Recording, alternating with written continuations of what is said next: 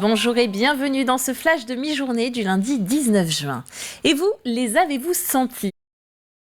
Toutes les lèvres et de tous les réseaux sociaux en fin de semaine. Un séisme et sa réplique ont été ressentis de la Bretagne à l'Aquitaine vendredi soir à 18h38 et tôt samedi matin. Les pompiers de Vendée ont reçu 80 appels liés aux secousses samedi entre 7h30 et 19h30. Des pompiers formés pour une douzaine d'entre eux à la prise en charge des risques bâtimentaires. Alexandre Debray les a suivis dans cette journée particulière. En 1, ça va être son tête, puis en plus on est là. En 2, la pharmacie de Vendée. Un week-end bien rempli pour les pompiers spécialisés en risque bâtimentaire du sud Vendée. Après les répliques dans la nuit de vendredi à samedi, ces experts organisent une tournée pour visiter les lieux touchés. En présence de 2 cheminées en pierre de taille qui menacent de tomber. Il n'y aura pas d'action SP, pas d'action SP possible.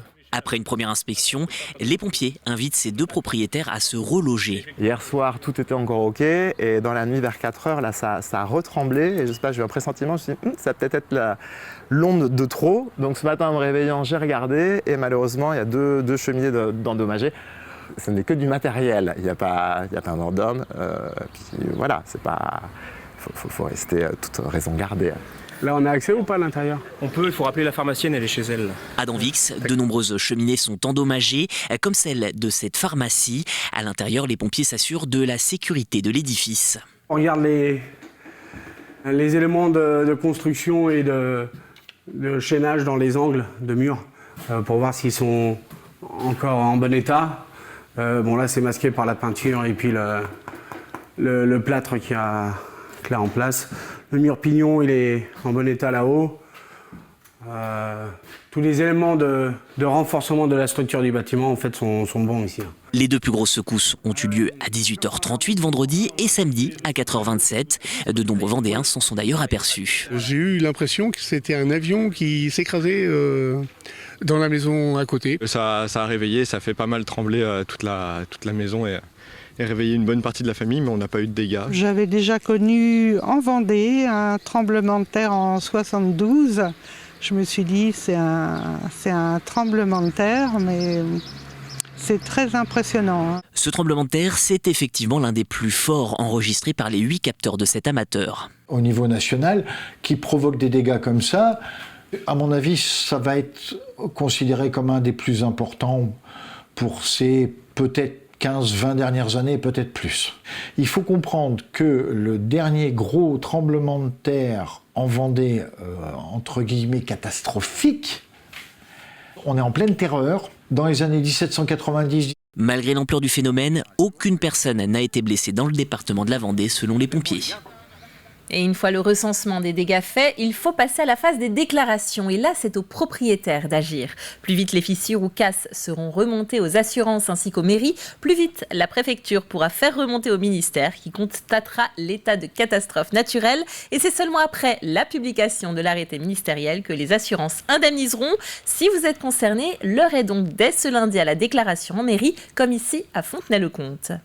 La municipalité, on invite toutes les personnes qui constatent des dégâts, déjà en cas d'urgence, de prévenir les services de secours, le 18, les pompiers, et surtout de pouvoir prévenir leur assurance rapidement afin de tout de suite notifier les éventuelles fissures ou dégâts qui sont apparus sur les maisons. Signaler d'abord aux assurances les dégâts, mais aussi à la collectivité, parce que nous, ça va être la prochaine étape s'il y a des remontées importantes pour pouvoir porter la demande auprès du préfet de reconnaissance de catastrophe naturelle sur le territoire de la commune. Et nous vous ferons part évidemment de cette publication au journal officiel de la reconnaissance de l'état de catastrophe naturelle dès que celle-ci sera faite. Christophe Béchu, le ministre de la Transition écologique et de la cohésion des territoires de France, sera aujourd'hui dans les Deux-Sèvres et en Charente-Maritime pour aller à la rencontre des habitants les plus touchés. L'enquête sur le meurtre de Karine Esquivillon continue. Sur les indications de son compagnon, le corps de la mère de famille a été retrouvé vendredi matin dans un bois privé au sud de Challans. Une autopsie a eu lieu samedi à l'Institut médico-légal de Nantes. Quant à Michel Pial, il a donc été écroué et mis en examen pour meurtre sur conjoint dans la foulée de ses aveux. Une cellule d'accompagnement psychologique a été mise en place à Maché. Elle est ouverte à tous les Machéens qui en ressentent le besoin.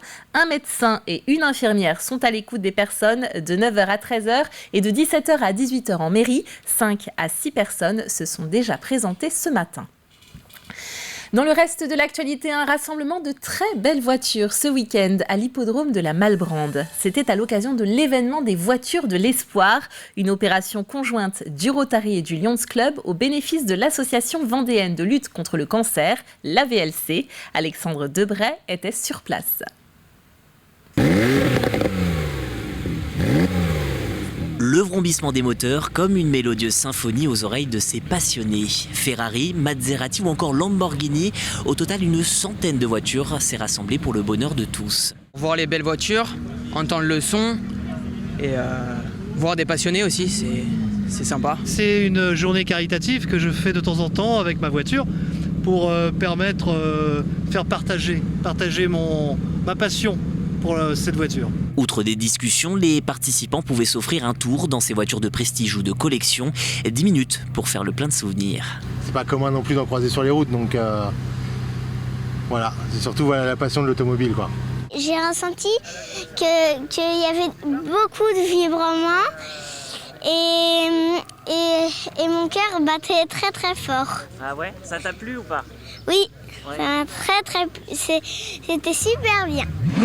L'échange malgré la cacophonie des pots d'échappement, c'est le mot d'ordre de ce rassemblement organisé par le Rotary et le Lions Club. Cette année, on a voulu faire ça dans un site assez prestigieux, de façon à ce qu'on puisse faire venir beaucoup de monde, notamment du public, mais aussi beaucoup de passionnés automobiles, de façon à ce qu'il y ait un bon échange entre les passionnés de voitures, les propriétaires de voitures, et surtout dans un seul but, c'est d'essayer de récolter le maximum de fonds. Les deux associations reversent en effet tous les bénéfices à l'AVLC, l'association vendéenne de lutte contre le cancer.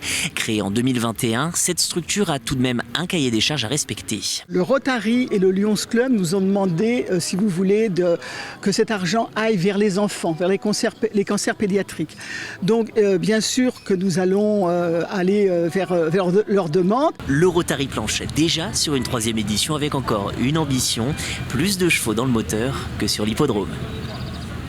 Allez, on finit ce flash à Sallertaine qui a pris un peu d'avance sur le 21 juin. Elle a organisé sa fête de la musique ce week-end. La part belle a été donnée hier à la musique traditionnelle, comme vous le voyez ici, avec les vieux gréments de Noirmoutier. Ainsi s'achève cette émission. On se retrouve à 18h pour une édition complète. D'ici là, passez une très belle après-midi et à bientôt sur TV Vendée.